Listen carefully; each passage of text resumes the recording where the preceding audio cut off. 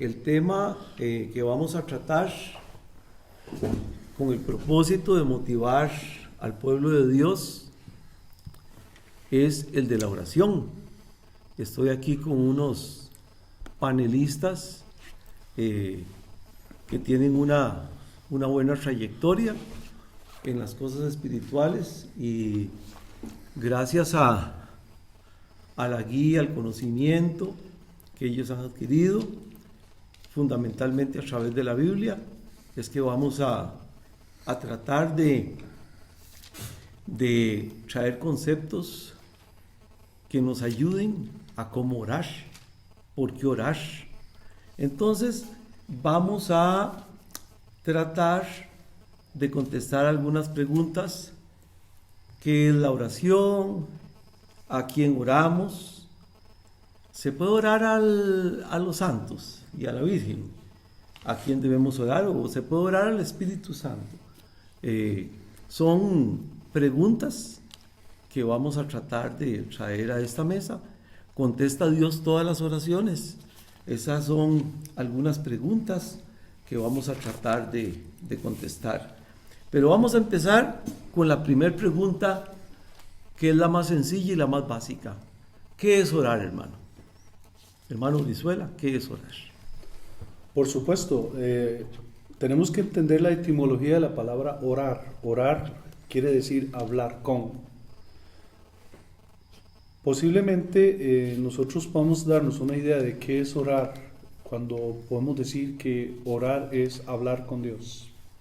Si nos referimos a Él, porque precisamente si estamos conversando nosotros, aquí entre nosotros, estamos orando entre nosotros, haciendo oraciones entre nosotros que nos llevan a un entendimiento.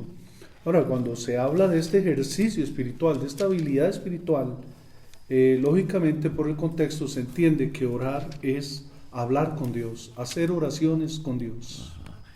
Hermano Henry, pastor, Sí. ¿cuál es la diferencia entre rezar y orar? ¿O son lo mismo? Claro que hay mucha diferencia. Jesús la hizo saber en Mateo 6, cuando le decía a sus discípulos que antes de llegar a orar o enseñarles la oración del Padre Nuestro, les dice que ustedes no hagan repeticiones, porque en realidad la rezadera es una repetición, es un tipo de glosolalia, de hable y hable y hable hasta sin sentido, porque no tiene conciencia de lo que está diciendo o para qué lo está diciendo. Entonces es totalmente diferente. Orar, comparto con Brizuela, es hablar con Dios, pero no es un rezo, unas largas rezaderas que hasta sin sentido se dicen. Correcto. Hermano Vargas Villalobos, hermano, la oración. Oramos, ¿a quién le oramos? O bien, ¿por qué debemos orar? ¿Cuál es la idea de la oración? Bueno, la idea de la oración de todo creyente y aún de gente que no es creyente ora. Pero la idea de orar es saber que hay un Dios que lo escucha a usted. Amén. Y que usted tiene que creer y tener fe que Él le va a responder en el tiempo de su buena voluntad. Porque es ahí donde a veces la iglesia deja de orar porque cree que Dios no le contestó al tiempo que necesitaba. Sí. Pero yo pienso que la oración es el medio verdaderamente para acercarnos a Dios y creer que le hay, Sí. que Él está presente. Correcto. Hermano Edwin, ¿usted cree que todos los que oran? Oiga la pregunta. ¿Usted cree que todos los que oran realmente oran? No, porque hay gente que no tiene como, tal vez si aclaramos cuál es un requisito fundamental para acercarse a Dios. Porque hasta donde yo tengo entendido, Dios escucha a unos, pero no escucha a otros. Sí, bueno, esas son muchas cosas, digamos, pero yo creo que cuando oramos, ¿verdad? Y lo hacemos de corazón, ¿verdad? Con humildad, el Señor siempre nos va a escuchar. Y la oración es muy amplia. El mismo Jesús oró y era el Hijo de Dios, ¿verdad? Y Él oró. Correcto. Y Él incluso le enseña a los discípulos a cómo orar, ¿verdad? Y ellos tienen esa duda, el maestro, enséñanos a orar. Porque si existía como eso, bueno, cómo oro correctamente, ¿verdad? Y si ellos le preguntaron eso, era precisamente por eso, porque no todas las personas oran de la forma correcta. Sí.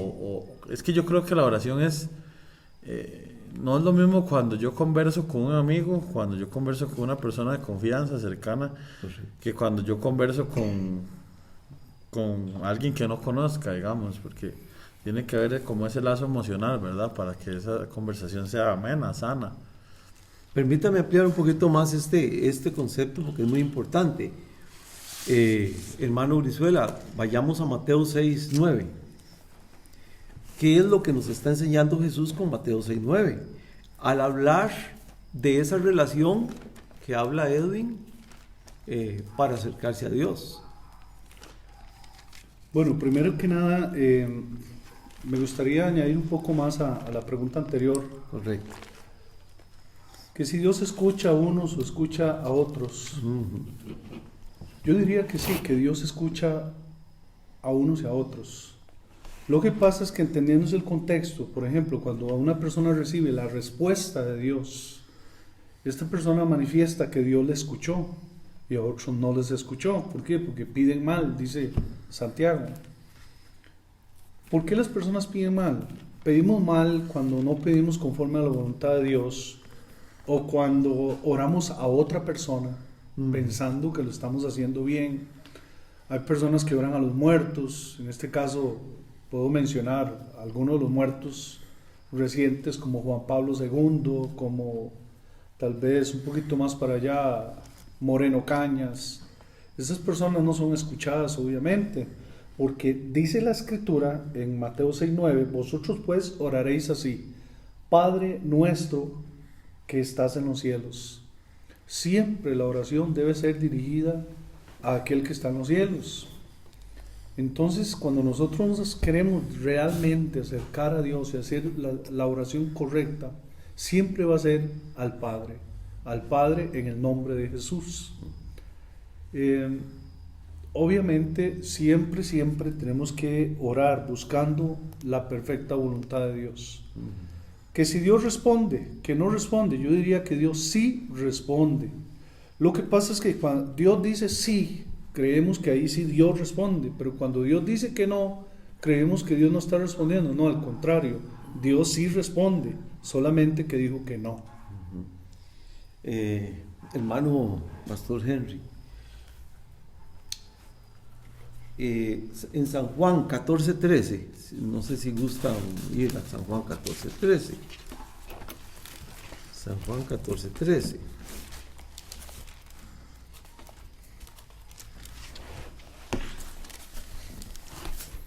Desde la óptica de a quién debemos pedir, podríamos decir que hay suficiente claridad en la palabra de Dios como para dirigirnos al Padre, o podemos dirigirnos al Espíritu Santo, o podemos dirigirnos a otra persona, a un santo. Que déjeme, bueno, nada más terminar algunas ideas que estaban diciendo, si me lo permiten. Claro, Con respecto a que si Dios escucha a unos y a otros no, tal vez la postura más clara sería que Dios responde a unos y a otros no, porque Él escucha a todos, digámosle, porque Él es omnisciente, Él es omnipresente, Él es Dios. Correcto. Entonces, de hecho, eso lo confirma Proverbios cuando el capítulo 1 habla de que entonces me llamarán y no responderé. ¿Y por qué? Porque ustedes no me escucharon, entonces yo no quiero responderles sencillamente porque no quisieron la sabiduría. Entonces, tal vez por si alguien nuevo escucha este audio, no vaya a decir, es que Dios solo escucha a unos cuantos. No, Dios escucha a todo porque Él es Dios, pero no responde a todos de la misma manera. ¿Por qué? Porque su relación es con sus hijos, con sus íntimos, con los que le temen, con los que se congracian con Él, con los que están con Él. ¿Iba a decir algo, Luis? Sí, claro. En una ocasión yo estuve hablando con una persona que decía, es que Dios a mí no me escucha. Y yo le decía, sí, claro que lo escucha, pero ¿cómo? ¿Cómo me lo demuestra?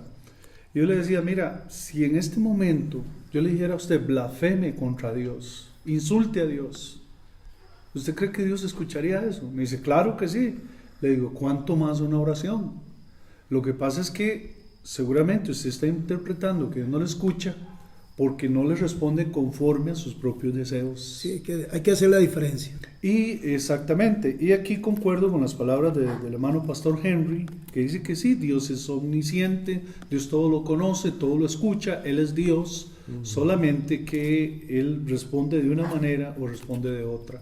Y a veces como Dios responde no es como nosotros queremos, entonces deducimos que entonces Dios no me responde. Okay. Ahora, con respecto a la pregunta que hacía usted, Víctor, bíblicamente está claro que nuestra oración es dirigida al Padre a través de Jesucristo mediante el Espíritu Santo. Ahora, yo sí tengo tal vez alguna situación particular que decir con esto, porque, digámosle, hay pensamientos que se nos dice que no debemos orar al Espíritu Santo, que casi que lo estigmatizan como si fuera pecado, y yo por lo menos no comparto eso. Ciertamente, bíblicamente se nos enseña que debemos orar al Padre a través de la gracia en Cristo por la obra del Espíritu. De hecho, el Espíritu es el que nos guía a eso. De hecho, Pablo con humildad dice, no sabemos orar como conviene, pero el Espíritu nos guía. Pero el hecho de que Él nos guíe no significa que Él no nos hable, ni que nosotros no podamos pedirle su guianza, ni que tampoco no podamos decir, Espíritu de Dios, ayúdame a ver cómo hago esto. Señor, revélame la voluntad del Padre para mi vida en este momento. Entonces, en un sentido estoy orando, pero en un sentido también estoy honrando al Padre porque Él mismo dijo que Él es el que me iba a guiar. Entonces, no puedo ignorar la presencia del Espíritu de Dios en toda esta faceta que se llama oración. Y con respecto a lo que usted dejó ahí entre la pregunta, por supuesto que no se puede orar a otra persona que no sea Dios. Ajá. Esto es un hecho. Sí, me gustaría interactuar con usted solamente por unos minutos con respecto a esto, porque sí hay mucha ignorancia. Se habla de que María es mediadora entre Dios y los hombres. Sí, no, Y la verdad, uno no sabe si este audio lo va a escuchar una persona que aún tenga alguna duda o que no sea, digamos, que no sea nacida de nuevo. Entonces, me gustaría saber por qué razón, digamos, por qué razón no se le puede orar a María.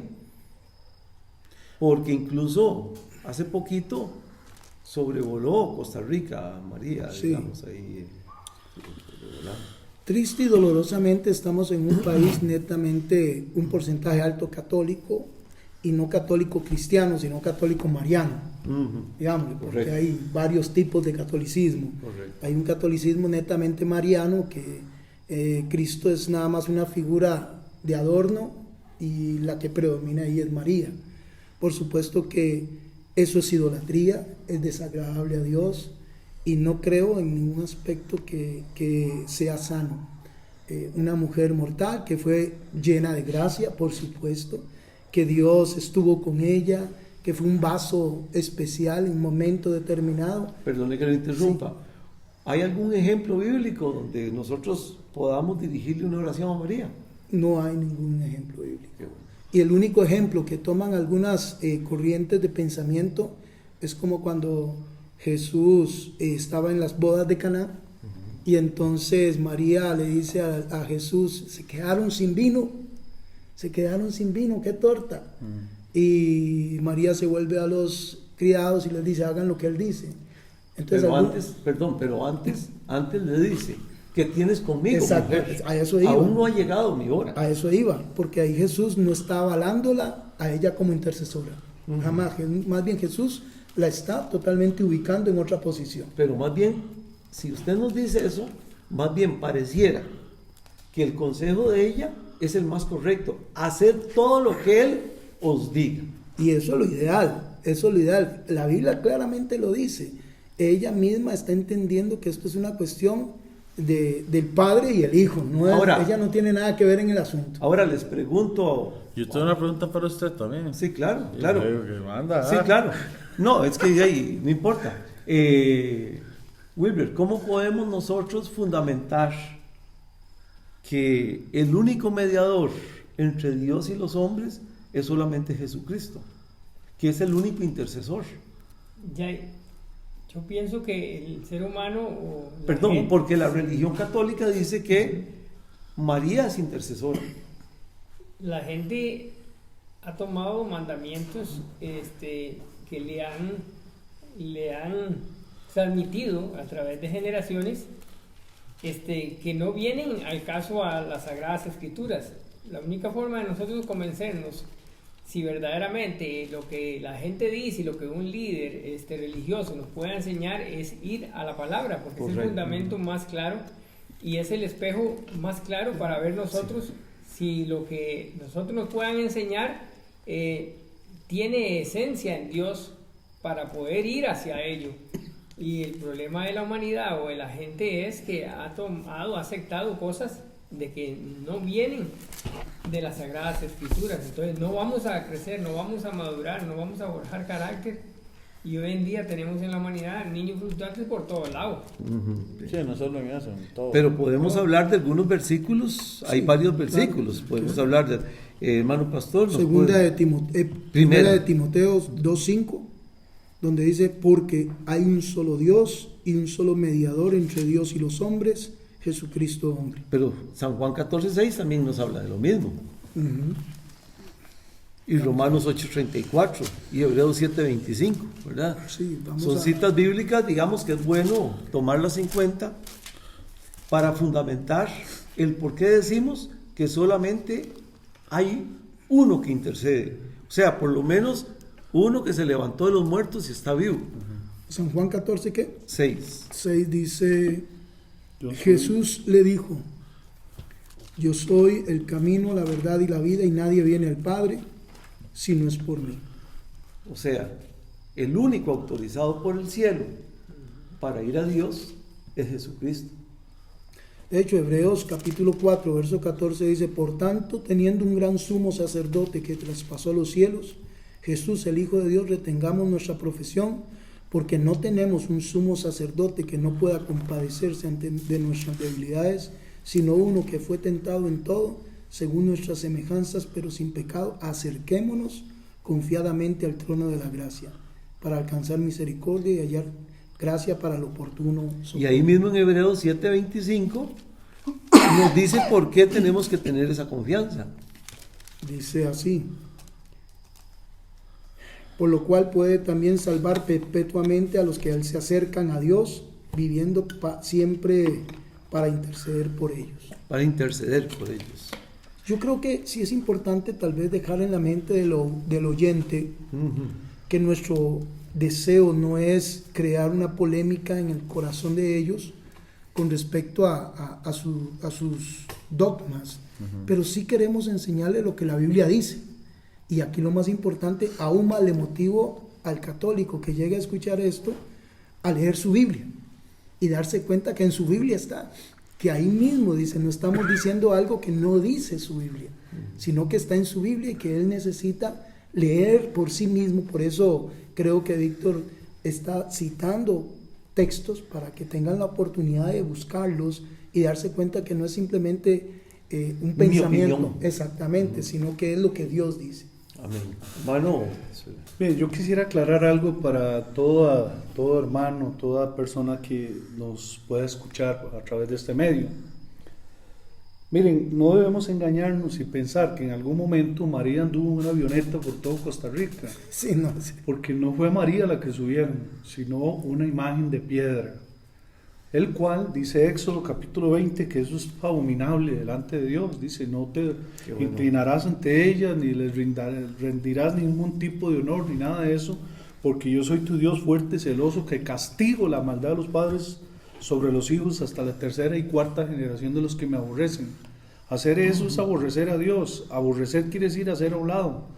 Yo no voy a hacer a un lado a Dios subiendo una muñeca a una avioneta y andarla por todo el país, queriendo decir que con eso ya el país va a ser sano.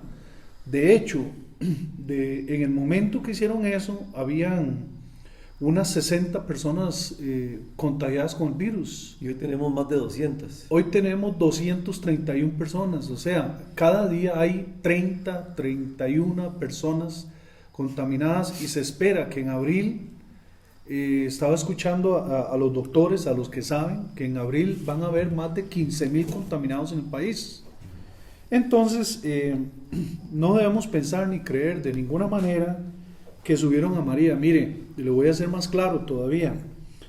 Hace unos días esta muñeca de piedra le cambiaron el vestido y salió noticias que le habían cambiado el vestido y que eso era una alegría y que, mire, un pedazo de piedra, una muñeca de piedra que ni siquiera se puede cambiar el vestido, va a poder desaparecer una pandemia mundial.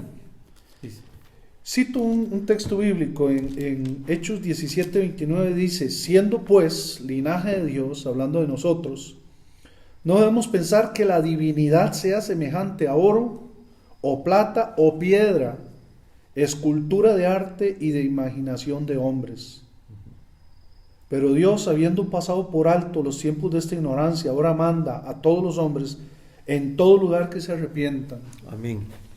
Yo quiero aclarar, no aclarar, sino aportar algo, pero ahora desde la otra perspectiva, porque tal vez el oyente va a argumentar, ya sí, pero los evangélicos también han andado en avioneta y tal vez no con tirando aceite. Y tirando aceite. Y muchas veces nada más que no está el ídolo, pero está la misma creencia. Exacto. Y eso también hay que ser justo en el pensamiento. Exacto. Porque si el pensamiento no es justo desde el punto de vista bíblico, podemos caer en un error. Y eso es lo que ha pasado. Que muchas veces el evangélico también ha llegado a un punto donde creer que hay ciertos aspectos místicos de realizar o cosas, y ya todo eso, casi como decir machalá, machalá. Entonces ya soy eximido de obediencia, soy eximido de arrepentimiento, soy eximido de sumisión a Dios. Y entonces creo, llego y hago creer que nosotros fuimos a echar aceite y creemos que ya con el aceite se disipó también todo eso. Y eso también es un error, un error garrafal y terrible que confunde al pueblo. De hecho, dígame, señor. No, si quiere terminar la idea, Brizuela, y hablo yo porque... Gracias, hermano Edwin. De hecho, así como el evangélico se sube con un galón de aceite a regarlo, ese aceite no es el Espíritu Santo. Exactamente. Y de igual manera, esa piedra que subieron a darle vuelta en una avioneta, no es Dios tampoco, que tuvieron que cargarle y echarle en una caja para que no se raspe ni nada de eso, igualmente esa no es María. Tampoco esa es María. Por eso es bueno tener el pensamiento en los dos lados. Es correcto. Mano de Sí, a mí me gusta ser muy autocrítico, digamos, en las cosas. Y tal vez voy a salir como con un domingo 7, sí, pero... sí. No importa, sea domingo 7. Mi pregunta es esto. Sí. Porque, a ver, nosotros sabemos la verdad y lo tenemos claro esto, digamos. Y somos los conocedores de la verdad, todos tenemos la palabra aquí, sabemos la verdad, pero ¿por qué si la sabemos y por qué si la iglesia sabe de esto? ¿Por qué es una de las áreas más débiles en la iglesia? ¿Cuál? La oración. Ok. Porque ellos no saben la verdad, nosotros sí la tenemos y la sabemos, pero es una de las áreas más débiles. Correcto. En la iglesia. Okay. Y no hablo en nuestra iglesia, hablo en el mundo. Es una de las áreas más débiles yo de la iglesia. voy a comenzar a tratar de responder la pregunta. Okay. Y me gustaría mucho que escuchen mi confesión, porque yo creo que nosotros también debemos de ser sinceros con Dios y con la audiencia. Y la primera razón que yo le atribuyo, el que no oremos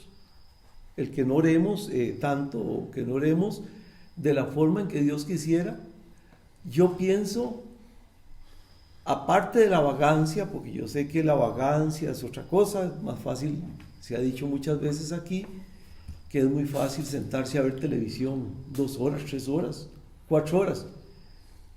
Y hasta hemos dicho jocosamente que ahí nunca nos dan ganas de orinar, ¿verdad? Ni a dormir. Cuando estamos en la iglesia, la vejiga trabaja pero al 100%, ¿verdad? Queremos salir a cada rato a orinar. Entonces, aparte de la vagancia, yo quisiera decir que hay una falta de fe en la oración.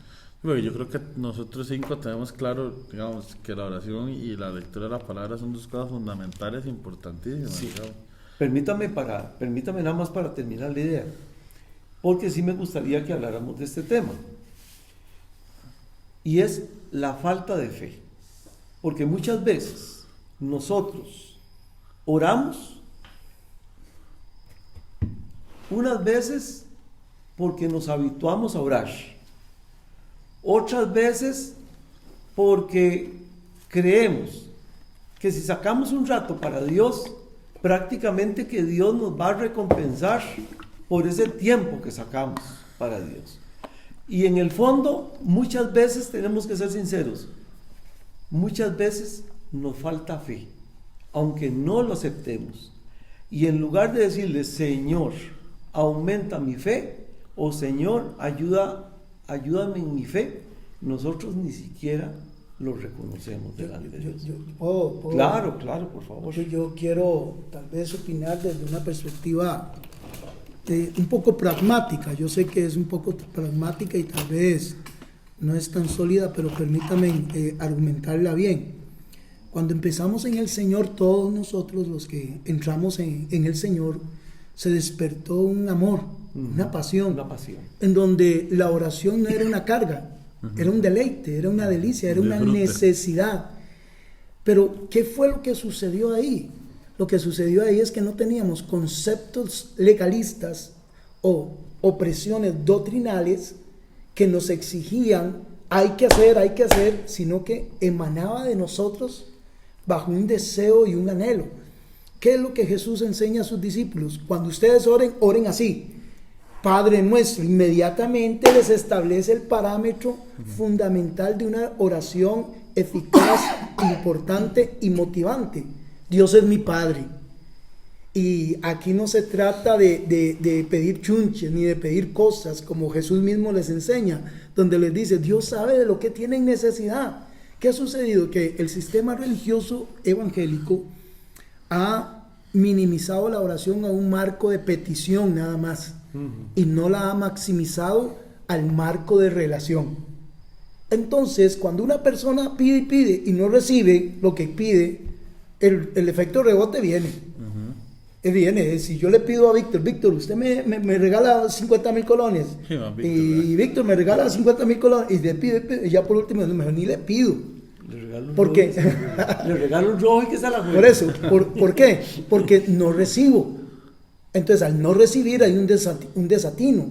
Pero si mi oración, como decía la etimología ahora, el licenciado aquí presente Luis Brizuela, ¿qué sucede? Que si la etimología es clara y estamos hablando de hablar, entonces yo me siento a hablar con ustedes y no necesito un interés propio, quiero disfrutar de ustedes, quiero disfrutar de la presencia de ustedes, y mi deseo es sentarme, hablar, escuchar. Entonces yo creo que el punto está en donde ha habido un desgano en la oración, porque sacamos a la iglesia de lo que era el fundamento de la oración y lo metimos a un sistema religioso, que tal vez no es la religión de rezar, pero ¿por qué no decirlo? También nos sacaron desde esa perspectiva, porque cuando nos comenzaron a poner, es que usted tiene que orar más, es que si usted no ora, y es que si usted no ora, Dios no lo va, y entonces comenzaron a quitarnos la delicia de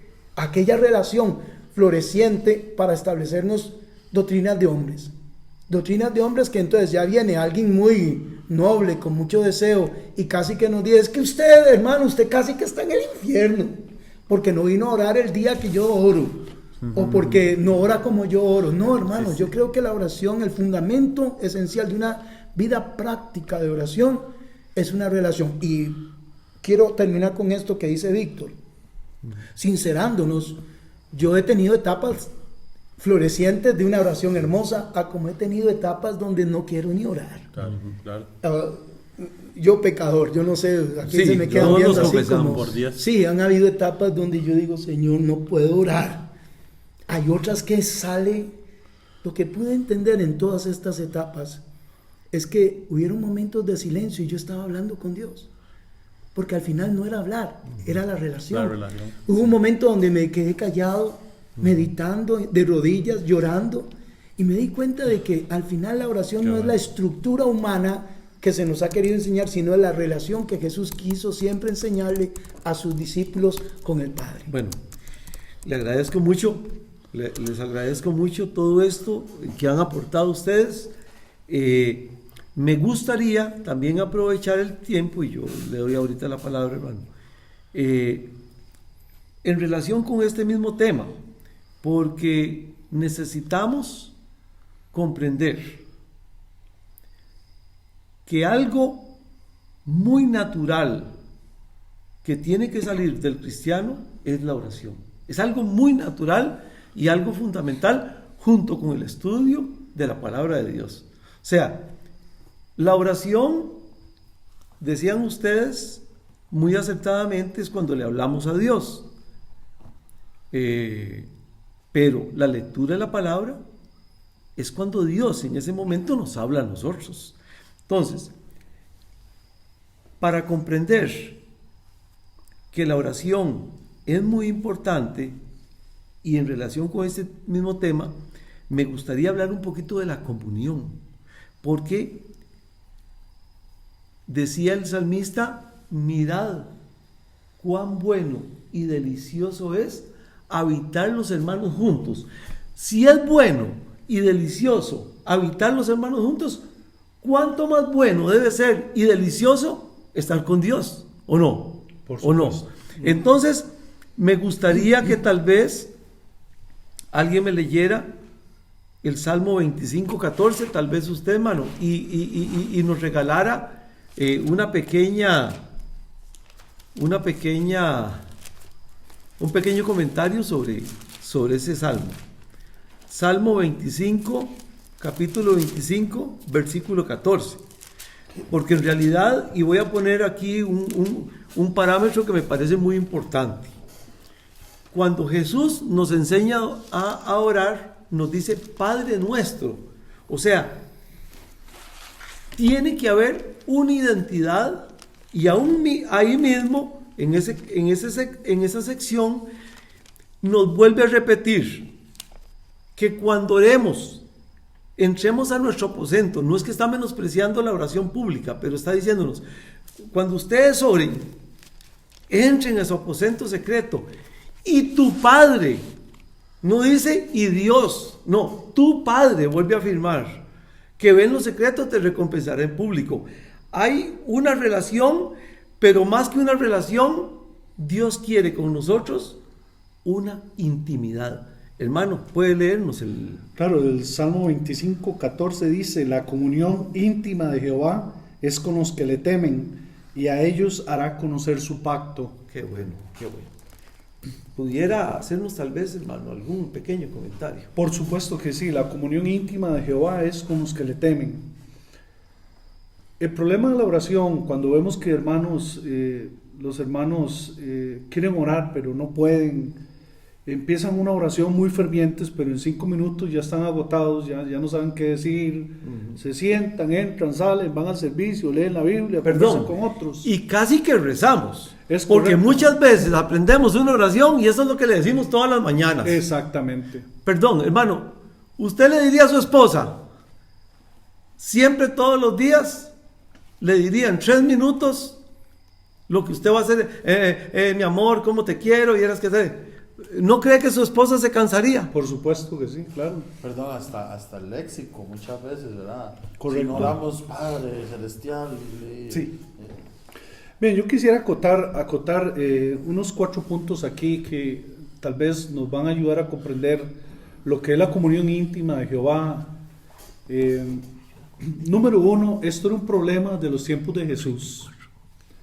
En los tiempos de Jesús, Jesús les decía a ellos que oraran, y ellos, cuando Jesús oraba y volvía, los encontraba durmiendo, que es lo que le pasa a muchos creyentes hoy en día. La oración siempre ha sido un problema. El punto número 2 es que la oración es como lo que se enseña en las universidades, teoría y práctica. Desde el púlpito de las iglesias, los pastores, los líderes, hermanos, hay que orar, hay que orar, hay que orar, pero no se enseña cómo. No se va a la práctica muchas veces. Se dice que hay que orar, pero ¿cómo hay que orar? Punto número 3. La corriente educativa de hoy en día se basa en lo que son habilidades. La oración también debe ser una habilidad. El creyente que se desarrolla en oración está creando una habilidad espiritual. Y como punto número 4 lo podemos comparar desde el punto de vista que la oración es un ejercicio espiritual. Eso es igual que correr 1 kilómetro. El primer día que usted corre 1 kilómetro, en 100 metros se le va a salir la lengua. Pero si usted sigue, al siguiente día corre el mismo kilómetro, en 200 metros ya va a tener un poco más de aire. Hasta que llega el momento en que usted corre el kilómetro y dice, no hombre, pero ¿cómo? Tan poquito corría yo y va a seguir corriendo más. Obviamente, si un hermano no tiene esta costumbre de estar orando y orando, al menos el salmista dice que oraba 3 veces al día, si el creyente no se acostumbra a estar orando, le va a pasar lo mismo. Llega a orar y en 5 minutos se le agotó la gasolina. Entonces, la comunión íntima de Jehová es con los que le temen. Si queremos tener comunión íntima con Jehová, tenemos que desarrollar esa habilidad que se llama oración, ejercitarnos en eso. Sí. No solamente que nos digan hay que orar, sino que aprender a orar. Perdón. Mano Vargas, que está muy serio, muy callado. ¿Se puede llegar a disfrutar la comunión íntima con Dios? ¿Qué le parece a usted? Claro, de hecho, Edwin decía, ¿por qué si la iglesia sabe que hay que orar, deja de orar? Jesús dijo, orad para que no entréis en tentación.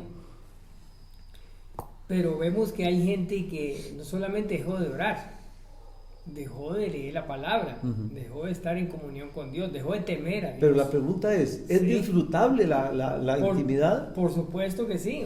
Yo pienso que una persona que tiene intimidad con Dios, yo pienso que esa persona es fuerte en el Señor siempre. Amén. Esa persona siempre es sabia y prudente. Dios a través de la oración le habla a usted muchas cosas. No solamente usted se comunica con Él, sino que le despierta la mente, la conciencia, porque orar con Dios es tener la conciencia plena de lo que es Dios y temerle. Ya como para ir cerrando, dice usted, no, yo creo que esto es un ejercicio, como decía Luis. Sí, pero lo que me interesa rescatar sí, es...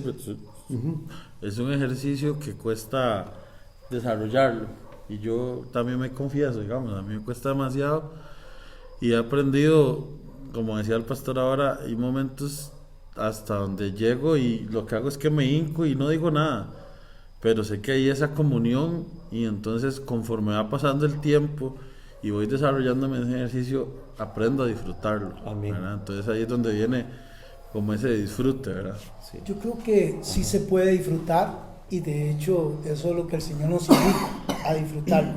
Lo que pasa es que no podemos verlo tan lineal porque hay muchos factores alrededor de todo esto. 1 está la carne. 2 está el príncipe de este mundo. 3 está este mundo, que todos ellos confabulan para que usted no tenga relación con Dios. Entonces, eso no podemos ignorarlo. Pero sobre eso está el Espíritu Santo que nos ayuda en nuestra debilidad. Queremos volver a disfrutar de la presencia de Dios, pídale al Señor en oración que la obra del Espíritu que Él vino a hacer en cada uno de ustedes le ayude a orar, porque el Espíritu nos guía a toda verdad y Él nos guía a orar conforme a la voluntad de Dios. Ese es el punto esencial. Cuando nosotros ignoramos la obra del Espíritu, muchas veces oramos en la pura carne. Oramos casi por capricho, oramos por legalismo, oramos por diferentes situaciones. Pero ¿qué sucede? Que nosotros no podemos ignorar la obra del Espíritu. Él es el que nos ayuda en nuestras debilidades. Amén. Según dice Corintios 2, que el Espíritu toma lo espiritual que es de Dios y nos lo hace saber a nosotros. Y Pablo nos vuelve a decir que debemos orar, que no sabemos orar, pero que el Espíritu nos ayuda. Entonces yo le digo a los hermanos que sí se puede disfrutar, pero esto también tiene que ver, decía Víctor, con fe. Y por supuesto que la fe premia en todo eso, es primordial. ¿Por qué? Porque si usted espera sentir, se va a quedar esperando el tren y nunca va a llegar. Esto hay que hacerlo. Y la fe implica acción. Claro. Entonces yo le invito que si usted quiere disfrutar la vida de oración, hágalo, aunque no lo sienta. Así es. Vaya dando esos pasos y se va a ir ejercitando, y cuando se da cuenta se va a abrir un camino tan hermoso que será un deleite y una delicia para su corazón. Dos afirmaciones, perdón, una afirmación y una pregunta. Una afirmación: acordémonos que Dios es galardonador de los que le buscan. Amén. Y como algo clásico que debe hacer el cristiano, como algo necesario, como algo fundamental en la vida del cristiano, es la oración. Yo tengo aquí 3 preguntas que me hizo una hermana en relación con la oración. Esperamos la próxima vez responder por lo menos 2 preguntas, pero hoy sí quiero por lo menos cerrar con una pregunta que hizo esta hermana. Dice: ¿por qué cuando oro en ocasiones me es fácil verme divagando en mi mente en otros pensamientos, volviendo a tener que iniciar de nuevo y pedirle perdón a Dios por esto? ¿Qué puedo hacer para que esto sea menos frecuente en un tiempo de oración? Bueno, lo primero que tenemos que decirle a la hermana es bienvenida al club, porque ese problema viene desde hace como 2000 años, ¿verdad? Todos divagamos a veces, pero ¿qué consejo les darían ustedes? Yo tengo uno. Hermana querida, ore conforme a la palabra de Dios. Yo le aconsejo, y lo que a mí me ha ayudado es, porque yo he sufrido de eso, entonces orar en voz alta y orar conforme a la palabra de Dios me va a ayudar mucho a controlar mis pensamientos. Los pensamientos divagan de aquí para allá con muchos afanes y con muchas preocupaciones, pero cuando usted agarra un ejemplo, un salmo, donde dice el Salmo 27, Jehová es mi luz y mi salvación, ¿de quién temeré? Y usted comienza a orar: Señor, tu palabra dice que tú eres mi luz, que tú eres mi salvación, yo no voy a tener temor. Y usted comienza a orar conforme a la palabra de Dios. Esa palabra no solo va a nutrir su fe, su vida, sino que le va a dar estabilidad mental y concentración en lo que está haciendo. Porque muchas veces hay gente que ora muy bajito, y al orar bajito cualquier sonido lo distrae y cualquier pensamiento lo lleva a divagar. Correcto. Muchas gracias. Bueno, yo tengo déficit atencional, entonces siempre ando en la luna. Yo creo que lo importante es aprender a desarrollar un tiempo devocional, ¿verdad? Personal con Dios, y hacerlo una y otra vez, a mí a veces me pasa que estoy orando y cuando me doy cuenta estoy en la luna y me vuelvo a enfocar, pero yo creo que el desarrollar un tiempo devocional me ha ayudado mucho a mí en lo personal a aprender a orar, digamos. Y también otra cosa que me ayuda muchísimo es, al menos yo hago una lista de las cosas por las que quiero orar. Eso es lo que ayuda. Entonces eso me ayuda muchísimo, porque si estoy orando por la iglesia y por el coronavirus, y cuando me doy cuenta estoy en Júpiter, ¿verdad? Agarro la lista y yo digo: mira, quedé orando en esto, tengo que orar ahora por mi hermano Luis que está pasando algo, por ejemplo. Claro. Entonces eso a mí me ayuda demasiado. Excelente. Hermanos, nos quedaron muchos puntos fuera del aire. Esperamos la próxima vez hablar cuándo es que Dios responde las oraciones. Segundo, cuál es el propósito principal de que oremos, porque muchas veces creemos que es doblarle el brazo a Dios, y ese no es el propósito. Entonces, la próxima vez vamos a hablar cuándo Dios responde las oraciones, cuál es el propósito principal de la oración y algunos otros aspectos. De momento agradecemos mucho que hayan escuchado este audio, voy a hacer una afirmación, digamos, una afirmación muy verídica. ¿Quiere usted orar y orar con fervor, orar con pasión? Sencillamente arrodíllese y dígale: Dios, ayúdame a sentir pasión por la oración. Ayúdame, Señor, a despertar cada mañana con un deseo genuino de orar, porque Dios está en el negocio de la oración. Dios quiere que nosotros todos oremos, porque Dios quiere intimidad con cada uno de nosotros. Vamos a terminar con una oración, a cerrar este tema con una oración. Pastor, dirija. Hermanos, muchas gracias por escucharnos. Sí, vamos a orar y darle gracias a Dios, y sobre todo vamos a pedirle a Dios que permita que nos encienda ese fuego del clamor y la oración. Padre, gracias, porque sé que hay muchas cosas que hablar de este tema y estamos apenas iniciando, pero yo te pido algo importante, Señor. Provoca en nosotros hambre y sed de ti, Señor. Hambre y sed de justicia, hambre y sed de tu palabra. Sí, Señor. Y no quiero terminar este momento sin pedirte perdón por mí, por los que estamos aquí, por los que nos van a escuchar, porque tristemente muchas veces hemos fallado. Muchas veces nos has despertado de madrugada o nos has inquietado en el día, en la tarde, en la noche para poder orar y no lo hemos hecho, Señor. Los múltiples afanes y situaciones de la vida nos han contristado, pero te pedimos perdón y pedimos que no desistas, por favor, que provoques en nosotros por tu buen espíritu el querer como el hacer por tu buena voluntad, Señor. Gracias, Señor. En el nombre de Jesús. Amén. Han estado con nosotros Edwin Molina, mi hermano Edwin Molina, mi hermano Luis Brizuela, mi hermano Wilber Vargas, el pastor Henry Ramírez y su servidor Hugo Villalobos. Muchas gracias, hermanos.